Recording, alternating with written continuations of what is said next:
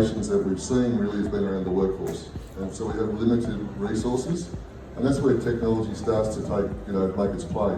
And to Danielle's point, is that there's a lot of consumer gadgets and devices on the market that the clients can find for themselves. And it's a challenge, and it's also, a lot of those decisions then often goes back to the carer to try and manage those type of devices. A big part for us is that how do we implement technology to support the care providers. So the concept is that how do we put sensors in place that are ubiquitous, that the client doesn't have to do anything, and we can slowly collect information. And as you're alluding to, is that we come at the problem from a slightly different perspective. Is that we know that 95% of people want to stay at home. Some people do want to move into retirement. But the reasons people leave is that we found that 60% is usually due to children decision, 30% to falls, and 10% to safety. So we designed a platform that would actually collect information, that would provide information to the families, but also the carers, and give that, I suppose you would say, that information around about how can we give visibility, but dignity and privacy to the resident, but keep the family connected, and also then communicate to the care teams about, as you're saying, Simon, about issues or something like that, sort of moving from a reactive solution to a proactive approach.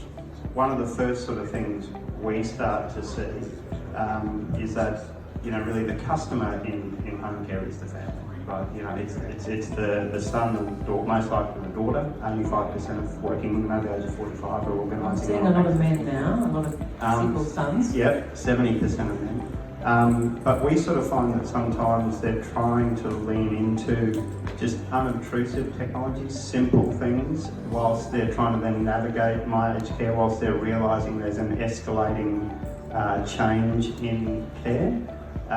And then they're looking to try and get them into the funded programs. That's correct. I think that's really the key.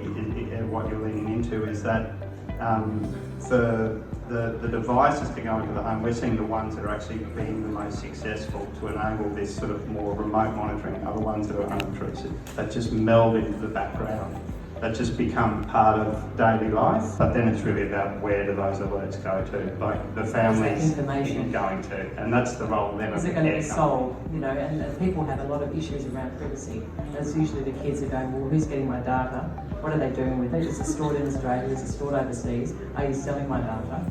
So, there's quite a lot of concern, I suppose. But once again, I think it comes back to educating the families. And that's people like myself or case managers who are going into homes. They should be actually understanding what technology is out there to support families, because there is a workforce shortage. We're going to be coming up to a crisis where people they're just going to be dying or moving into care way earlier than they need to. And how can we prevent that?